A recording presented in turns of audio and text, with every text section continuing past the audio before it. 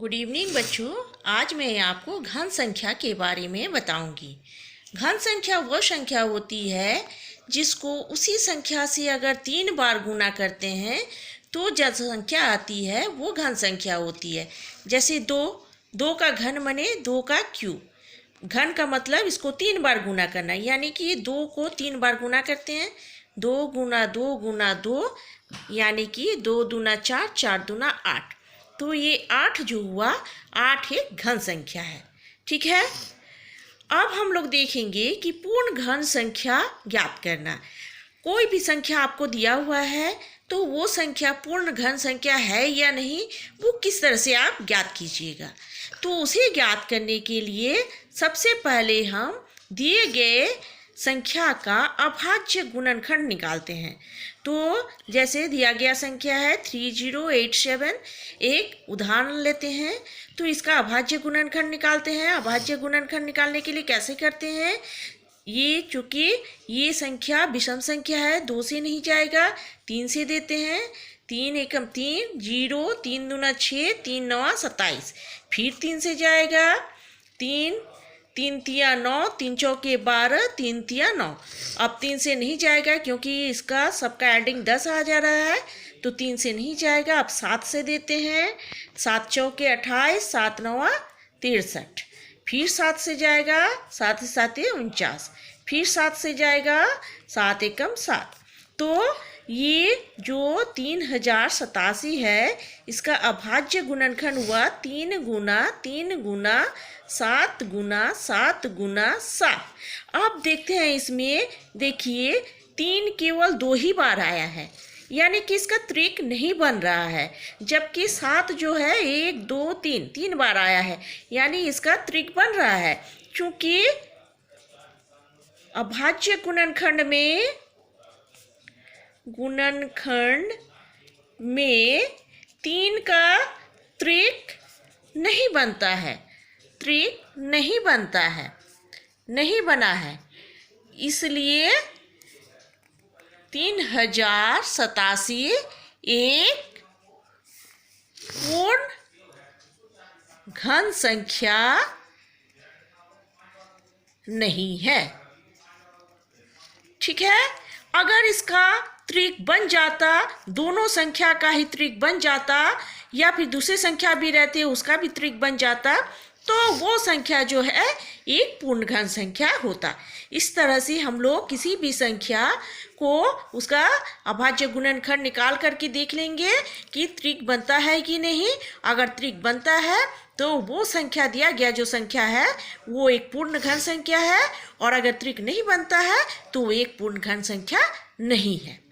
अब next question हमारा है कि प्रत्येक के लिए वो सबसे छोटी संख्या ज्ञात कीजिए जिससे संख्या को गुना करने पर पूर्ण घन संख्या प्राप्त होगा। तो हम लोग एक उदाहरण के लिए 256 लेते हैं। तो इसका भी सबसे पहले हम लोग अभाज्य गुणनखंड निकालेंगे। चूँकि ये सम संख्या है, लास्ट में 6 है, सम संख्या है, 2 से जाएगा, 2 एकम 2, 2 दूना 4, 2 8 16, फिर 2 से जाएगा, 2 6 12, 2 चौके 8, फिर 2 से जाएगा, 2 तिया 6, 2 दूना 4, फिर 2 से जाएगा, 2 एकम 2, 2 6 12, फिर 2 से जाएगा, 2 8 16, 2 चौके 8, फिर 2 से जाएगा, 2 दूना 4, फिर 2 से जाएगा, 2 एकम 2। ठीक है, तो यहाँ पर 256 बराबर कितना 2 आया, 1 2 3 4 5 6 7 8, 2 गुना 2 गुना 2 गुना 2 गुना 2 गुना 2 गुना 2, 1 2 3 4 5 6 7 8। ठीक है, अब इसका त्रिक बनाएंगे।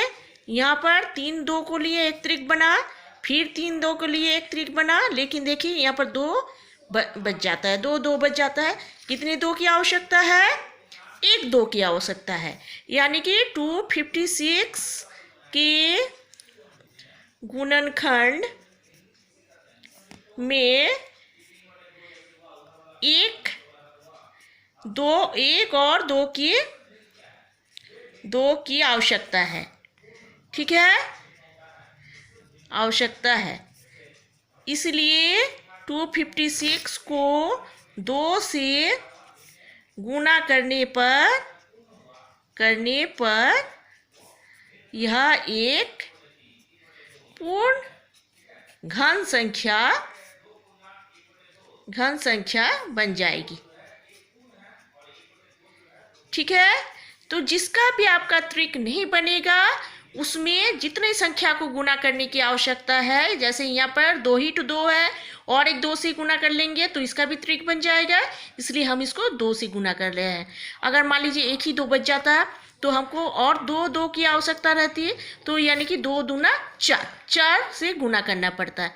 ठीक है, जिस किसी भी संख्या का आपका त्रिक नहीं बनेगा उसे त्रिक बनाने के लिए जितनी संख्या की आवश्यकता होगी वही संख्या से गुना करने पर वो दिया गया जो संख्या है वो आपका पूर्ण घन संख्या बन जाएगा।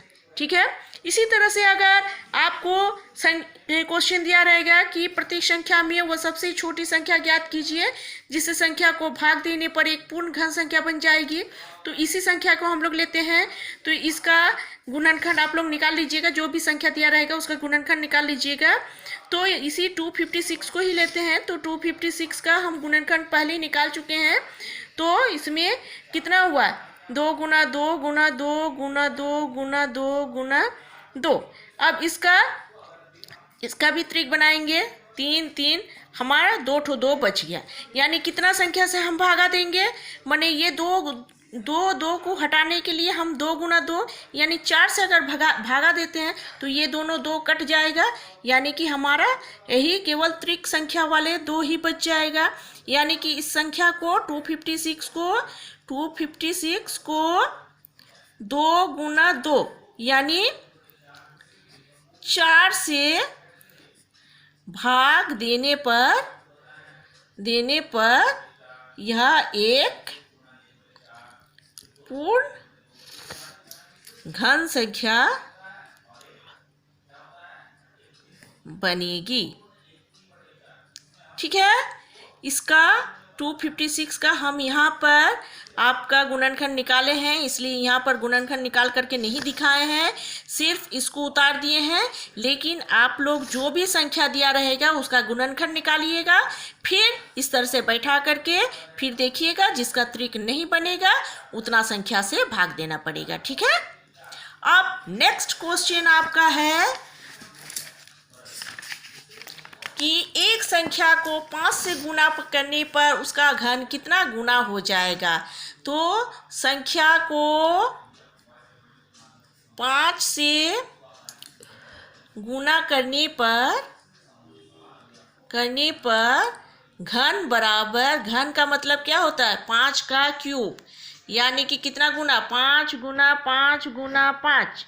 इसको गुना कीजिएगा तो कितना होगा, 5 पचे 25, 25 पचे 125 गुना हो जाएगा। ठीक है, नेक्स्ट क्वेश्चन जो है आपका, परीक्षित प्लास्टिशियन का एक घनाभ बनाता है जिसकी भुजाएं 5 सेंटीमीटर, 2 सेंटीमीटर और 5 सेंटीमीटर है। एक घन बनाने के लिए ऐसे कितने घनाभों की आवश्यकता होगी। ठीक है, तो घनाभ का आयतन बराबर कितना होगा, 5 सेंटीमीटर गुना 2 सेंटीमीटर गुना 5 सेंटीमीटर। दिया गया है लंबाई गुना चौड़ाई गुना ऊंचाई। आयतन बराबर क्या होता है, लंबाई गुना चौड़ाई गुना ऊंचाई। यानी कि ये देखिए 2 5 है, इसका त्रिक बनाने के लिए हमको 1 5 की और ज़रूरत होगी, और 1 2 है, इसका त्रिक बनाने के लिए 2 2 की आवश्यकता होगी। तो अब हमारा दिया हुआ है 5 गुना 2, यानी कि तीनों का त्रिक बन गया, दोनों का त्रिक बन गया। यानी कि हमारी आवश्यकता कितना हो रही है, ये आवश्यकता घनाभों की आवश्यकता बराबर 5 गुना 2 इतना का ही आवश्यकता हो रहा है, यानी 5 दूना 10, 10 दूना 20, यानी कि 20 घना। ठीक है, इतना आंसर। अब नेक्स्ट क्वेश्चन है आपका, एक प्रतिरूप दिया हुआ है उससे मान निकालना है, उसको निकाल लीजिएगा आप लोग। और क्वेश्चन नंबर 7 है, निम्नलिखित घन में कौन सम और विषम है। तो जैसे कि हम लोग वर्ग संख्या में देखे थे, सम संख्या का वर्ग हमेशा सम संख्या होता है, उसी तरह से सम संख्या का घन बराबर सम संख्या और विषम संख्या का घन बराबर विषम संख्या। ठीक है, तो एक उदाहरण देते हैं, जैसे 10648। तो ये सम संख्या है, चूंकि 8 है, लास्ट में इकाई अंक 8 है, ये सम संख्या है, इसलिए इसका घन सम संख्या होगा। ठीक है, सम संख्या होगा। इसी तरह से आप लोग देख लीजिएगा, जो संख्या दिया हुआ है वो सम संख्या है या विषम संख्या है। अगर सम संख्या है तो उसका घन सम संख्या होगा, अगर विषम संख्या है तो उसका घन विषम संख्या। ये आप लोग दिया हुआ संख्या को देख करके डायरेक्ट लिख लीजिएगा। Okay, thank you.